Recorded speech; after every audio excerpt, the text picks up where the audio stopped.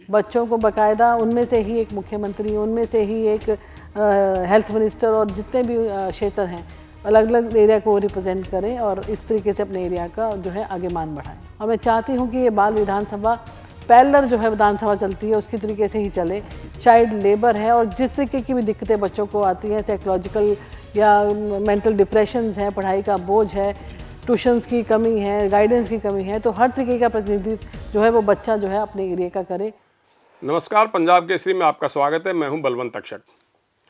हरियाणा राज्य बाल कल्याण परिषद की चेयरपर्सन रंजिता मेहता आज हमारे साथ हैं। बाल कल्याण परिषद के लिए उनकी क्या नई योजनाएं हैं, इन्हीं मुद्दों पर आज हम उनसे बातचीत करेंगे। मैम, आपका स्वागत है। जी धन्यवाद। आपने एक यूनिक योजना शुरू करने की पहल की है। शायद हरियाणा देश का ऐसा पहला राज्य होगा अगर ये योजना लागू हो जाती है तो। जी बिल्कुल। हरियाणा में आप बाल विधानसभा बनाना चाहते हैं, 90 के 90 विधानसभा क्षेत्रों से बाल विधायक चुनना चाहते हैं। ये योजना कैसे आपके दिमाग में आई? देखिए, हम अगर बच्चों की बात करते हैं, अगर पनीरी को बचपन से ही तैयार करने की कोशिश की जाए जी। तो आने वाले कल में हम जैसे पढ़ी लिखी पंचायतें एक्सपेक्ट करते हैं, तो हमारे प्रतिनिधि जो है, विधायक जो हैं, वो भी पढ़े लिखे आए और बच्चों की रुचि इसकी तरफ ज़्यादा बढ़े। इसको लेकर ये कंसेप्ट आया कि क्यों ना 9वीं से लेकर 12वीं तक के बच्चों का ये जो है सेशन लेकर उनमें कंपटीशन करवाकर हर विधानसभा में एक बाल विधायक का चुनाव किया जाए। वो बच्चा ना केवल अपने एरिया को रिप्रेजेंट करेगा बल्कि जितनी भी बालकों से लेकर उनके एरिया की प्रॉब्लम्स हैं, चाहे वो खेलकूद के मैदान हैं, चाहे वो चाइल्ड लेबर है और जिस तरीके की भी दिक्कतें बच्चों को आती हैं, साइकोलॉजिकल या मेंटल डिप्रेशंस हैं, पढ़ाई का बोझ है, ट्यूशन्स की कमी है, गाइडेंस की कमी है, तो हर तरीके का प्रतिनिधित्व जो है वो बच्चा जो है अपने एरिया का करे। जिसके लिए कॉन्सेप्ट मेरे दिमाग में आया और मैं चाहती हूँ कि ये बाल विधानसभा पैरेलल जो है विधानसभा चलती है उसकी तरीके से ही चले। बच्चों को बाकायदा उनमें से ही एक मुख्यमंत्री, उनमें से ही एक हेल्थ मिनिस्टर और जितने भी क्षेत्र हैं अलग अलग एरिया को रिप्रेजेंट करें और इस तरीके से अपने एरिया का जो है आगे मान बढ़ाएं। तो ये जो बाल विधायक चुने जाएंगे मैम, इसमें कौन कौन सी क्लास के बच्चे हिस्सा ले सकते हैं? देखिए, 9वीं से 12वीं तक के बच्चे इसके अंदर एलिजिबल होंगे और उनके बीच में रिटन टेस्ट से शुरुआत करके उनमें कंपटीशन करवाया जाएगा और हर स्टेप पर अलग अलग लेवल्स पे उनकी पूरी मापदंड को नापा जाएगा और उसके बाद उनका चुनाव किया जाएगा। ये पूरी चयन प्रक्रिया क्या होगी, थोड़ा सा इसके बारे में विस्तार से बता देखिए, 9वीं से 12वीं तक के बच्चे से ओलंपियाड्स होते हैं, बच्चे कॉम्पिटिशन्स में बैठते हैं। उसी लेवल पे एक स्कूल लेवल के ऊपर सबसे पहले तो पूरी की पूरी क्लासेस जितनी, चाहे 9वीं में है, 10वीं में है, 11वीं में है, 12वीं में बच्चा है, उसके अंदर वो पार्टिसिपेट करेंगी और उसमें से जो छठ के बच्चे 5 बच्चे आएंगे, उन बच्चों को फिर इंटर स्कूल कंपटीशन होगा, आपस में स्कूल्स के बीच में कंपटीशन करवाया जाएगा। उनमें से जो बच्चे चुन के आएंगे फिर उसके अंदर ग्रुप डिस्कशन करवाई जाएंगी। इसी बाकायदा मॉनिटरिंग की एक कमेटी बनाई जाएगी जो उनको मॉनिटर करेगी और उसके बाद जो फाइनली जो 3 बच्चे सिलेक्ट होकर फाइनल में पहुंचेंगे उनका बाकायदा इंटरव्यू करवाया जाएगा, जिसके अंदर लोकल डीसीपी, लोकल डीसी जो हमारे जिला अध्यक्ष होते हैं ऑर्गेनाइजेशन के, और बाकायदा मैं भी उस कमेटी की सदस्य रहूंगी और बाकायदा इंटरव्यू करके बच्चे का हर तरीके से मापदंड से उसकी इंटेलिजेंस नाप कर उसको बनाया जाएगा। जी। अच्छा, ये जो सभी क्षेत्रों से आप एक एक जो बाल विधायक चुनेंगे, वो कोई विधानसभा भी आयोजित की जाएगी और वो कहाँ होगी विधानसभा? उनके जो सत्र लगेगा वो कहाँ शुरू होगा? देखिए, जब ऑफ आवर्स होते हैं और मेन सत्र नहीं लगता तो माननीय स्पीकर साहब से ही परमिशन लेकर उसी एरिया में, उसी जगह पर ही इसको लगाने की हम प्रक्रिया करेंगे, क्योंकि प्रॉपर तो वहीं पे हो सकती है। तो आर्टिफिशियल आप विधानसभा तो क्रिएट नहीं कर सकते। तो जब वहाँ पे सेशंस नहीं हो रहे होते, ऑफ आवर्स होते हैं, उस समय ये लगाए जाएंगे। मैम, ये जो 90 विधानसभा क्षेत्रों से एक एक बाल विधायक जो चुना जाएगा, वो क्या अपने एरिया में ही काम करेगा और या मुख्यमंत्री, गृह मंत्री, स्वास्थ्य मंत्री होंगे, उनका सारा हरियाणा उनका कार्य क्षेत्र होगा और इनका बाल मजदूरी पर निगाह रखने के अलावा और क्या क्या काम होंगे? देखिए, मैंने आपको बताया कि इन्हीं में से जैसे कि मंत्रिमंडल पूरा तैयार होता है वैसे ही मंत्रिमंडल इनका भी तैयार किया जाएगा और जो बच्चे अपने एरिया के विधायक हैं तो वो तो अपने एरिया तक ही सीमित रहेंगे। पर अगर आपको किसी डिपार्टमेंट या मंत्रालय आपको मिलता है तो आप पूरे हरियाणा को ही रिप्रेजेंट करते हैं उसके अंदर और पूरे हरियाणा की दिक्कतों की, परेशानियों को आप रिप्रेजेंट करेंगे। और जहाँ तक बात है इनकी मानदेय की, तो हम एक फिक्स ऑनरेरियम भी सोच रहे हैं कि इन बच्चों को दिया जाए, जी। ताकि इनको प्रोत्साहन मिले, काम करने का एक जज्बा इनके अंदर पैदा हो, और अपने एरिया को जितनी भी दिक्कतें और परेशानियां हैं जो वो मेहनत कर रहे हैं, वो एक्स्ट्रा काम कर रहे हैं, तो उसके लिए उनको एक ऑनरेरियम भी दिया जाए। तो जब इनका सत्र होगा बाल विधायकों का और उसमें जो समस्याएं उठाई जाएंगी, क्या वो फिर बाल कल्याण परिषद के पास आएंगी समाधान के लिए? देखिए, निश्चित तौर पे जो समस्याएं हैं वो हमारे थ्रू रूट ही होंगी, हमारे पास पहुंचेंगी। उसके बाद जो मेन एरिया के कंसर्न लोग हैं, अगर वो पुलिस से रिलेटेड कोई प्रॉब्लम है तो उस डिपार्टमेंट में भेज दी जाएगी, जी। अगर वो हेल्थ से रिलेटेड प्रॉब्लम है तो उस डिपार्टमेंट में भेज दी जाएगी। तो कंसर्न एरिया में वो जो कंप्लेंट्स हैं, जो शिकायतें हैं, उसके समाधान के लिए उसको आगे पास आउट कर दिया जाएगा। और उस बच्चे के पास भी एक्सेस होगा कि वो लोकल अपने, चाहे वो डीसीपी हैं, चाहे वो डीसी हैं, या कोई भी ऐसे प्रतिनिधि हैं जो उनकी मदद कर सकते हैं उस काम में, तो वो करेंगे। जी। अच्छा, आपकी इस मुद्दे पर क्या मुख्यमंत्री मनोहर लाल जी से या हमारे जो गवर्नर साहब हैं बंडारू दत्तात्रेय साहब से, इस मुद्दे पर आपने उनसे कोई बातचीत की है? देखिए, दत्तात्रेय जी से भी थोड़ी मेरी बातचीत हुई है, जी। और वहाँ से फाइनलाइज होने के बाद मुख्यमंत्री जी को निश्चित तौर पे इसके बारे में बताया जाएगा। और मैं ये मानती हूँ कि जिस तरीके की मुख्यमंत्री जी की नेचर है, वो हर चीज़ को बढ़ावा देते हैं, जी। और स्पेशली बच्चों से उनका बहुत ही लगाव है, तो मुझे नहीं लगता कि कोई रुकावट आएगी। तो मैम, जो अभी तक जो आपने जो प्लान बनाया है, योजना बनाई है, वो किस स्टेज पर है? अभी मैंने आपको बताया कि मैंने गवर्नर साहब से बात की है, जी। वहाँ से फाइल क्लियर होने के बाद ही आगे मूव होगी। अच्छा। अच्छा, बाल कल्याण परिषद बच्चों को गोद लेने की प्रक्रिया जो है पहले बहुत सरल थी, अब सुना है कि कुछ तेज़, आपके आने के बाद उसमें तेज़ी आई है। तो कितने बच्चे आमतौर पर अब तक गोद दिए जा चुके हैं, और महीने में कितने बच्चे आप गोद दे देते हैं? देखिए, पिछले 1.5 साल से जब से मैं इस सीट पे आई हूँ, पहले प्रक्रिया थोड़ी कोविड की वजह से भी बहुत स्लो थी, और जो 2.5-3 साल के बाद जो है पेरेंट्स की बारी आ रही थी बच्चे को लेने के लिए। जी। बट अब ऑन एन एवरेज हर महीने 3 से 4 बच्चे मिनिमम जो हैं वो अडॉप्शन में जा रहे हैं, जिसमें से अब्रॉड भी जा रहे हैं, लोकल भी जा रहे हैं। और सबसे अच्छी बात ये है कि कुछ किस्से ऐसे हैं, जैसे कोई स्पेशल चाइल्ड है, जी। जी। उनको जो फॉरेन के लोग हैं वो ज़्यादा अडॉप्शन के लिए लेते हैं।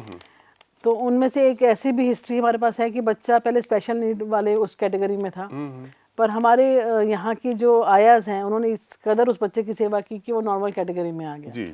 तो बेनिफिट उसको स्पेशल कैटेगरी वाले मिले, वो अमेरिकन सिटीजन बन के वहाँ पे जा चुकी है बच्ची, और जो है वो आई थी हमारे पास, तो उसके क्लब फुट थे। जी। तो ये तो किस्सा ही बहुत अच्छा है कि करनाल में एक पेरेंट्स थे जिनके पास ऑलरेडी 2 ट्विंस बच्चियां थी, और दोबारा ही ट्विंस 2 बच्चियों को उन्होंने और जन्म दिया। जी। उनमें से एक बच्ची के क्लब फुट थे, तो वो वहीं के पार्क में उस बच्ची को छोड़कर चले गए। जी मैम।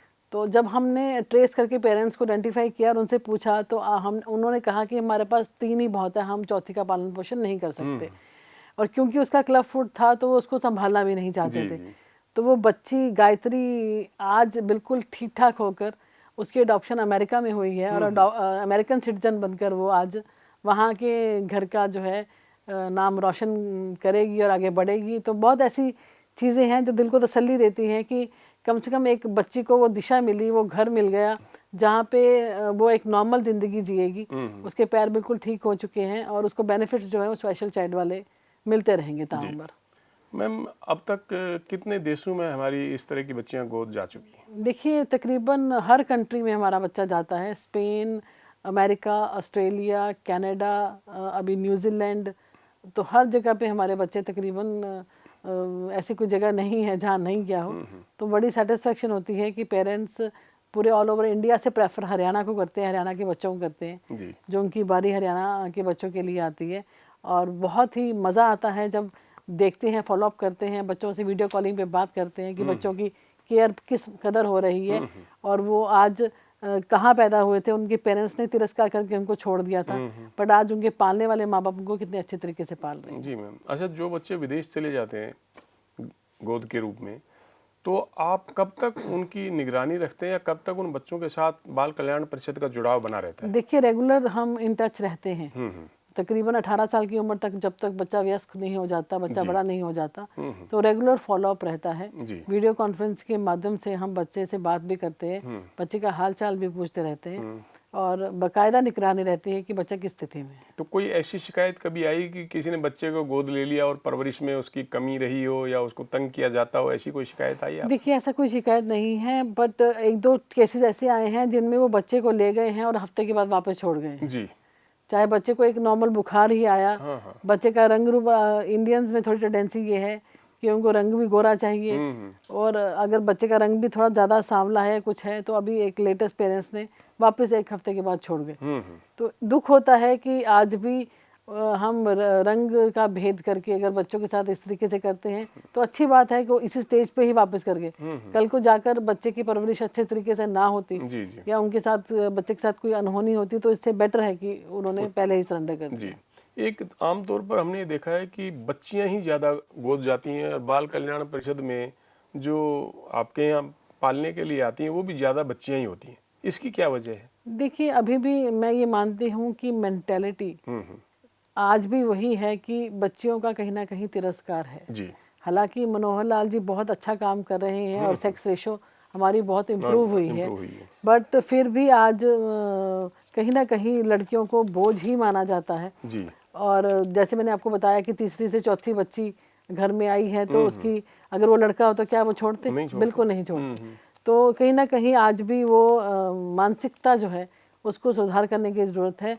नो डाउट कि बच्चियों को आज इक्वल प्यार मिल रहा है। जिन घरों में दो बेटियां ही हैं वो लड़कों की तरह ही पल रही हैं और उनका पालन पोषण हो रहा है, पर अभी भी जो रूरल वादी एरिया है, जो ग्राउंड मतलब गांव के एरियाज हैं, अभी भी मेंटेलिटी लड़कों वाली और लड़का ही होना चाहिए, वो अभी भी है। और ज़्यादा केसेस जो हैं अनवेड मदर्स के हैं, तो उसमें तो आप ये निर्धारित नहीं कर सकते कि लड़का होगा या लड़की होगा, तो उनमें भी मैक्सिमम ज़्यादा लड़कियां ही होती हैं जो मैंने देखा है। तो कोई 12 साल की माँ है, कोई 14 साल की माँ है, कोई 16 साल की माँ है, तो हमें हॉस्पिटल से ही फ़ोन आ जाता है कि बच्चे को सरेंडर करना है और आप ले जाइए। तो कहीं ना कहीं जो कल्चर हमारा इस तरीके का वेस्टर्न कल्चर में जा रहा है और इतनी छोटी उम्र में बच्चियाँ माँ बन रही हैं, ये भी बहुत बड़ा दुर्भाग्य है जिसको सुधारने की ज़रूरत है। मैम, जब आपको ये जानकारी मिलती है कि फलां जगह बच्चे को छोड़ दिया गया है या लावारिस बच्चा मिलता है आपको, बाल कल्याण परिषद उसको अडॉप्ट करती है, पालती पोसती है, लेकिन क्या बाल कल्याण परिषद ऐसी भी कोशिश करती है कि उसकी कौन माँ थी जिसने इस बच्चे को मरने के लिए छोड़ दिया, उनके खिलाफ बाल कल्याण परिषद कोई कार्रवाई के लिए लिखती है? देखिए, निश्चित तौर पे हम अगर हमें ऐसे अबंडेंट बच्चे मिलते हैं, सबसे पहला काम हमारा उसको रिस्टोर करने का होता है। जी जी। तो हज़ारों की संख्या में छिछरौली हमारा एक सेंटर है जहाँ पे हमारे पास बड़े बच्चे हैं, 6 साल से उम्र से लेकर 18 वर्ष तक के हैं। तो जो बच्चे घर से रन अवे होते हैं या अबंडेड बच्चे होते हैं, सबसे पहले हम काम करते हैं कि वो अगर आप भागे हैं किस तरीके से भागे हैं, उनको हम रिस्टोर करवाते हैं। और जो ये छोटे बच्चे होते हैं जो 6 वर्ष से कम उम्र के होते हैं, वो अपने परिवार से जिस तरीके से अगर किसी कारण जो है अलग होते हैं, तो निश्चित तौर पे हम ट्रेस करने की कोशिश करते हैं। जो मैंने अभी आपको करनाल का किस्सा बताया, तो वो झाड़ियों में ही छोड़ के गए थे, तो हमने ट्रैक रिकॉर्ड देखा कि उस दिन कितने बच्चियों का जन्म हुआ और किस किस के क्या क्या हुआ। तो तब हमें ट्रेस हुआ कि फैमिली कहाँ से है और कौन है। फिर हमने उनके घर पे जाके उनको ट्रेस किया, उनसे बातचीत की, पर जब वो स्वीकार करने के लिए तैयार नहीं थे, तो फिर हमने जो पुलिस फॉर्मेलिटी होती है, लीगली बच्चे को फ्री करना होता है ताकि बच्चा किसी परिवार में जा सके, तो उस प्रक्रिया को पूरी करके हमने उसकी अडॉप्शन करवाई। तो ऐसे बच्चे जो गोद नहीं जा सकते कहीं या नहीं गए और बाल कल्याण परिषद को ही उनको पालना होता है, तो कितने साल तक बाल कल्याण परिषद ऐसे बच्चों की देखरेख करती है? देखिए, 18 वर्ष की उम्र तक हमारी जिम्मेदारी रहती है उनकी परवरिश करने की। तो बच्चे स्कूल जाते हैं, कोर्सेज करते हैं, हमारी कोशिश रहती है कि उनको हम ITI कोर्सेज करवा कर उनको अपने पैरों पे खड़ा कर दें। और कई बच्चों की तो हमने शादियां भी की हैं। जो बच्चियां 18 वर्ष के बाद ये कहती हैं कि हमने जॉब नहीं करनी या हम कोई काम नहीं करना चाहते, तो हम कोशिश करके उनको उनके पैरों पे खड़े ना होकर उनकी शादियां भी कर देते हैं ताकि बच्चियां सेटल हो जाएं। तो आपके पास कोई ऐसे आंकड़े हैं मैम कि आप कितने लड़कों को जो 18 साल के हो गए आपने पढ़ा लिखा दिया और उनकी रोजगार की भी व्यवस्था कर दी है? हज़ारों की संख्या में मिलन जी, ऐसी संख्या है। बच्चे आज कोई इंजीनियर बन चुका है, कोई आज डॉक्टर बन चुका है, तो सब अपने पैरों पे खड़े हो चुके हैं। और कई बच्चे ऐसे अभी वो भी मिले हैं जो अच्छे परिवारों में गए थे, आज यूनिवर्सिटी में प्रोफेसर लग चुके हैं। तो उनको आज पता चलता है कि हम बाल भवन की यहाँ से हमारी परवरिश हुई थी और हम यहाँ से गए हैं।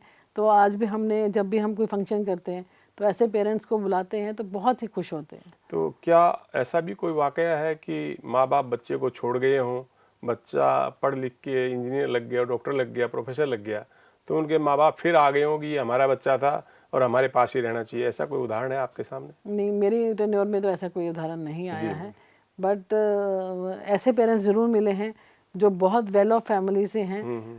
दोनों पेरेंट्स जो थे जिन्होंने अडॉप्ट किया था बच्चे को, वो यूनिवर्सिटी के प्रिंसिपल, कॉलेज के प्रिंसिपल थे जी।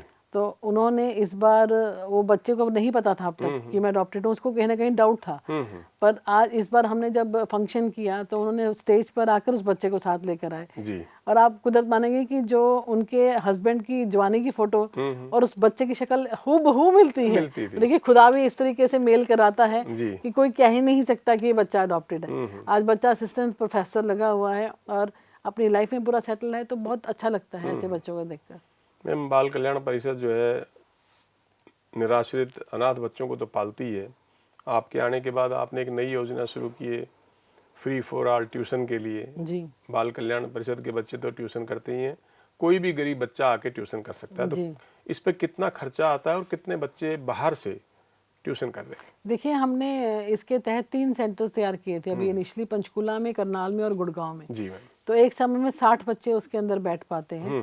तो 6वीं, 7वीं, 8वीं, 9वीं, 10वीं, 11वीं और 12वीं तक के बच्चों की ऑनलाइन, वो हमने साउंड प्रूफ रूम तैयार किया है जिसके अंदर ऑनलाइन क्लासेस लगती हैं, जिसमें इंटरेक्टिव सेशन होता है। जो टीचर हैं वो बच्चों को सुन सकती हैं, बच्चे टीचर्स को सुन सकते हैं। तो बाकायदा लाइव सेशन चलता है और उसमें जितने भी गवर्नमेंट स्कूल्स के बच्चे हैं जो अफोर्ड नहीं कर सकते, क्योंकि साइंस, मैथ्स, मैं ये मानती हूँ कि ऐसे सब्जेक्ट है, इंग्लिश, जिसमें बच्चों को ट्यूशन की ज़रूरत पड़ती है और स्पेशली इन क्लासेस में, तो उनकी बाकायदा 1-1 घंटे की क्लास शाम को होती है। 6 से 7, 7 से 8, 8 से 9 के बैचेस चलते हैं। तो मैं इसके अंदर, हमें इनिशियली जो फंड मिला था इन क्लासरूम्स को तैयार करने के लिए, वो CSR के तहत हीरो होंडा कंपनी ने हमें दिया था। तो उन्होंने बनाने का खर्चा भी दिया और 1 साल चलाने का खर्चा भी दिया। तो अब उनका जो टाइम है वो पूरा हो चुका है। तो अब तलाश जारी है कि कोई और कंपनी जो है इस चीज़ को स्पॉन्सर करे और इन क्लासरूम्स को भी बढ़ाया जाए, ना केवल इन 3 एरियाज में बल्कि और जगह पे भी अगर हमें फंड्स मिलते हैं तो निश्चित तौर पे इन क्लासरूम्स को तैयार करा के हम चाहेंगे कि वहाँ के बच्चे भी इसके अंदर कवर हो और ज़्यादा से ज़्यादा संख्या में बच्चे इसमें पढ़ें। तो मैम, क्या आपने ऐसी भी कोशिश की है कि आपका जो बजट है बाल कल्याण परिषद का, उसमें कुछ इजाफा होना चाहिए समय के साथ? मुख्यमंत्री जी से आपने कोई इस तरह की सिफारिश की हो, कोई प्रस्ताव भेजा हो? देखिए, पिछले साल बिल्कुल मुख्यमंत्री जी की बहुत कृपा रही कि सप्लीमेंट्री उन्होंने 3 करोड़ का बजट मुझे एक्स्ट्रा दिया। जी मैम। 2 करोड़ उन्होंने HSBP से CSR के तहत जन्मदिन पे भी दिलवाया और उसके अलावा 5 करोड़ का बजट जो था पिछले साल, 30 से 35 करोड़ हमारा जो बजट है वो बढ़ाकर मुख्यमंत्री जी ने किया। तो इस साल फिर जब नया बजट आएगा तो उनसे सिफारिश करेंगे कि 5 करोड़ की और कसर है वो पूरी कर दी जाए, क्योंकि कुछ स्कीम्स हमारी सेंट्रल गवर्नमेंट से चल रही थी जिसका अप्रूवल ना होने की वजह से 5-6 करोड़ की अभी भी कमी है। तो वो मैं चाहूँगी कि मुख्यमंत्री जी उसके ऊपर संज्ञान लेकर बच्चों के कल्याण के लिए उसको इस बार फिर से बढ़ा दें, ताकि ये जो काम है, जो बच्चों की भलाई के डिफरेंट सेंटर चल रहे हैं, हम कंप्यूटर कोर्स भी करवा रहे हैं, हम सिलाई सेंटर भी खोले हुए हैं, हमने लाइब्रेरीज भी खोली हुई हैं, हम ब्यूटिशियन के कोर्सेज भी करवा रहे हैं, तो ज़्यादा से ज़्यादा लाभार्थी जो हरियाणा के जो बच्चे हैं इसका बेनिफिट ले सकें। शुक्रिया मैम हमसे बातचीत करने के लिए। Thank you. तो ये थे हरियाणा राज्य बाल कल्याण परिषद की चेयरपर्सन रंजीता मेहता जी, जिनकी इच्छा है कि आने वाले बजट में बाल कल्याण परिषद के लिए 5 करोड़ रुपए का वो प्रावधान किया जाए ताकि वो बच्चों को ठीक से पढ़ा सकें, और उम्मीद करते हैं कि मुख्यमंत्री जी उनके इस प्रस्ताव को स्वीकार करेंगे। कैमरामैन रजत शर्मा के साथ बलवंत तक्षक, पंजाब केसरी, चंडीगढ़।